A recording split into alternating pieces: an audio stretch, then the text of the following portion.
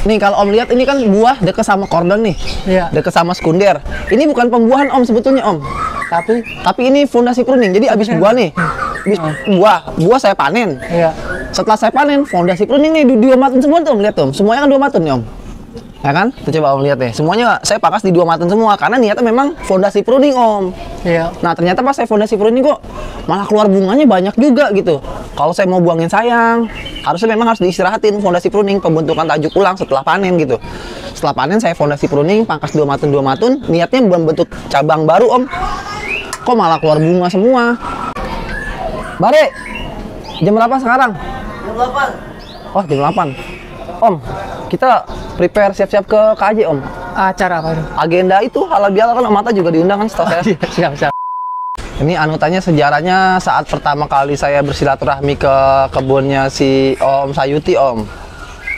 Om Sayuti Malik di Bekasi. Pas saya icip nih di sana ada Dixon, ada Ninel, ada Transfigurasi, ada Julian, ada Harold, Dixon ya sama Anuta.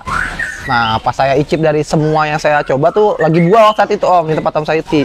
Nah, pas saya icip si Anuta ini, anggur yang paling berkesan Om dari semua anggur yang saya icip Om. Karena mengapa? Karena pas saya coba di Om Sayuti tuh kok garing, manis, muskat gitu Om. Ada aromanya Om. Sedangkan anggur-anggur yang lain ya manis sih manis. Cuman kalau kan ini ada uniknya Om, ada rasa aroma muskat gitu. Om, ke Om Sayuti pada waktu itu tahun berapa Om? Kalau nggak salah tahun 2018-19 Om. 2018. Udah 6 tahun yang lalu Om nih. Ya, Berarti kira-kira. ini pohon 6 tahun. Kalau pohon nggak, pohon ini baru kira-kira 5 tahunan Om. 5 tahunan. Iya. Oh, ini anakannya ya. Ini bukan yang anakan. awal ditanam dari Om Sayuti. Bukan, berupa entres sih waktu itu. Jadi saya sambung ke anggur stok dulu. Isabella sih stoknya nih Om. Isabella ya. Iya. Ini berarti pangkas model martabat keberapa gitu nggak Om? Oh gini Om. Nih kalau Om lihat ini kan buah deket sama kordon nih. Iya. Deket sama sekunder. Ini bukan pembuahan Om sebetulnya Om. Tapi ini fondasi pruning. Jadi abis buah nih. Abis buah saya panen. Iya. Setelah saya panen, fondasi pruning nih diomatin semua tuh Om. Lihat tuh, semuanya kan diomatin nih Om. Ya kan? Tuh coba Om lihat nih. Semuanya saya pangkas di 2 matun semua karena niatnya memang fondasi pruning Om. Iya. Nah, ternyata pas saya fondasi pruning kok malah keluar bunganya banyak juga gitu. Kalau saya mau buangin sayang, harusnya memang harus diistirahatin fondasi pruning, pembentukan tajuk ulang setelah panen gitu. Setelah panen saya fondasi pruning, pangkas 2 matun, niatnya membentuk cabang baru Om.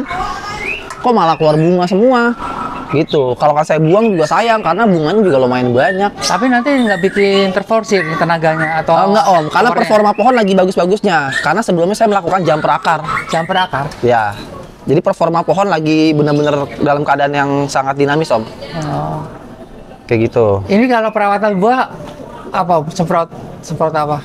Kalau perawatan buah gini, jadi usahakan kalau saat sudah fase berry itu pakai sistemik tidak apa. Tapi ketika berry anggur itu sudah masuk ke fase full veracin atau sudah berubah warna nih semua nih. Nah, itu gunakan Om yang sistemik tadi, obat semprot yang tadi sistemik, gunakan yang kontak Om. Jangan yang sistemik lagi. Sistem kontak ya? Iya, sistem kontak. Yang sistem kerjanya jadi kontak. Kalau yang tadinya sistemik dipakai untuk ketika vegetatif dan sampai dia buah aja sih sebenarnya. ketika pertumbuhannya. Iya, kayak gitu. Dan kalau lagi masa buah jangan pakai sistemik karena yang saya tahu sistemik itu lama Om tinggal di dalam berry. Masuk ke jaringan pohonnya termasuk ke buah. Lebih lama. Tapi kalau kan teman-teman yang bisa ngukur nggak apa-apa. Misalkan di obat itu kan ada, kalau bisa ditahu itu bisa dibaca dia misalnya kayak sistemik itu bekerjanya 2 minggu atau 1 minggu, itu kan bisa ada tuh Om di kemasan biasanya tuh Om. Nah, jadi dikasih spare tuh Om. Jadi panennya itu kita kasih spare. Kayak gitu. Tapi sih yang lebih aman sih kontak aja lah. Om, ini ada pisang, ini apa ini Om? Oh, itu bonus buat musang Om. Pisang kenapa itu musangnya? Ya bonus, dia doyan banget anggur, saya kasih bonus saya tuh pisang. No, maksudnya biar si musangnya tidak makan anggur atau bagaimana? Iya, biar biar musangnya makan pisang. Itu dalamnya sudah ada bumbu-bumbu sedap Om yang buat dia jadi celeng Om. Oh, dia ini ya, dikasih ini sesuatu ya? Iya, kasih sesuatu itu dalamnya biar dia kapok lah. Ciri-cirinya kalau serangan musang tuh gimana Om? Kalau serangan musang itu anggurnya berceceran di bawah Om. Nah, kalau serangan musang, kulitnya berceceran di bawah. Bijinya juga? Bijinya nggak ada, dia cuman kulit-kulit berceceran di bawah. Oh, dia kulitnya nggak dimakan ya? Nggak Cuma dimakan daging dia. sama bijinya ya? Dia dilepeh sama dia, dibuang dia. Dilepeh. Nah, kalau misalnya si tikus, dia setengah lingkaran, merapi dia kalau Setengah tikus. lingkaran? Setengah lingkaran. Jadi si buah itu dilingkarin itu? Maksudnya masih ada sisanya setengah gitu. Kalau tikus, Oh, dalam satu klaster dompolan itu? bukan, maksudnya di berinya itu setengah. Oh, Dimakan sama dia setengah. Jadi masih ada sisa setengah lagi dalam satu beri itu, Om. oh gitu. Nah, kalau burung, dia bolong-bolong, cucuk-cucuk. Gitu, dalamnya mengkubah gitu, mengkubah. Nah, itu kalau itu burung. Kalau rata, terus masih ada setengah beri, nah itu tikus. Nah, kalau anggur berceceran seperti ini nih, di bawahnya banyak banget anggur-anggur berceceran. Nah, ini musang, fix ini musang. Om, ini kenapa nggak ditutup pakai fruit cover, Om? Kalau ada serangan hama-hama itu.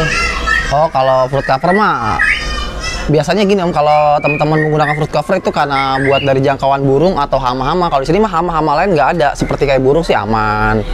Kayak gitu. Kalong juga aman, kan buktinya ini juga aman. Cuman musang doang, Om, di sini, Om. Kalau musang dikasih fruit cover tuh? Tetap dihajar, Om, tetap dihajar. bisa Bahkan merobek kemarin cakarnya. dibawa sampai ke genteng-genteng tuh, Om, fruit covernya tuh. Jadi dia cakarnya kuat ya? Nggak ngerti dah. Pokoknya saya pernah fruit cover tetap dihajar juga sama si musang.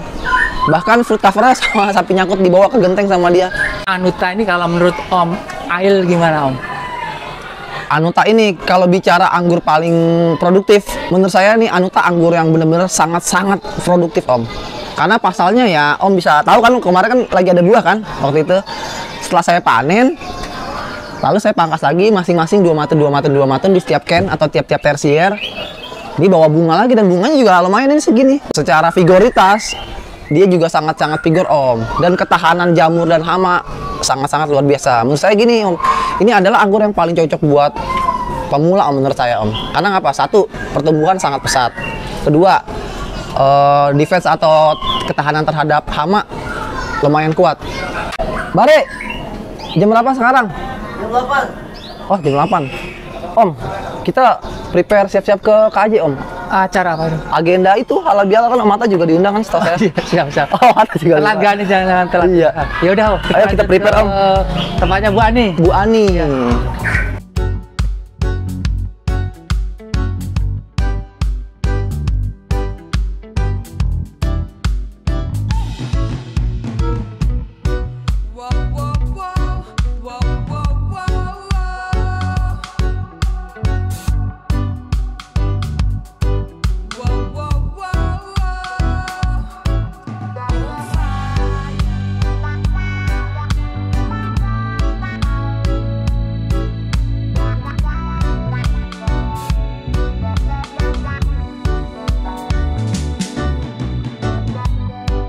Hari ini kita melakukan kegiatan halal bihalal ya, tepatnya temu kangen di komunitas Anggur Jakarta yang memang sudah dalam 1 tahun ini kita belum berkumpul kembali untuk kita bisa silaturahmi.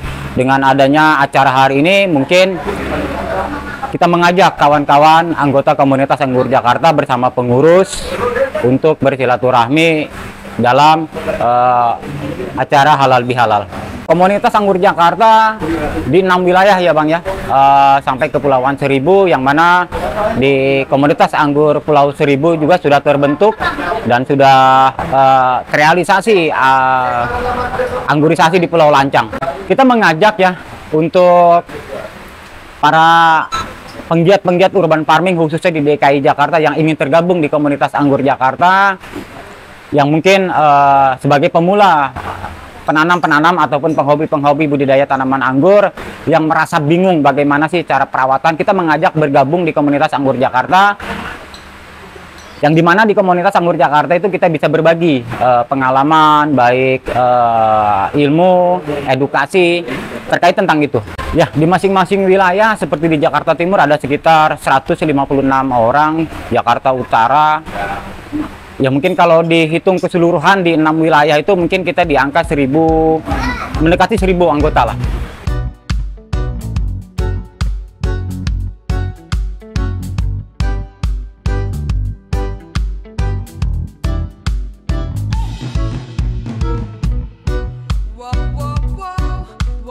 Saya mengharapkan ya kepada komunitas-komunitas yang ada di seluruh wilayah Indonesia ya, mudah-mudahan secepatnya bisa bergabung di ASPAI ya, di Asosiasi Penggiat Anggur Indonesia. Karena nanti banyak program-program yang akan dilaksanakan oleh DPP Pusat bersama Dirjen Hortikultura ya di Kementerian Pertanian Republik Indonesia ini. Mudah-mudahan nanti di tahun 2025 sampai 2029 ya, nanti akan ada program substitusi impor ya, mengurangi substitusi impor 20%. Saya harapkan nanti ada dukungan dari semua lini ya, komunitas-komunitas di seluruh wilayah Indonesia untuk bergabung di ASPAI, yaitu dengan cara mendaftarkan komunitas masing-masing menjadi anggota DPD di wilayah masing-masing. Persyaratannya adalah 20 anggota ya, nanti dibentuk pengurus, ketua, sekretaris, dan bendahara. Harapan kedepannya tetap semakin semangat ya, karena anggur adalah sesuatu yang bisa menghasilkan ekonomi ya, untuk menambah income bagi yang menanam. Saya harapkan ya secepatnya bergabung di ASPAI.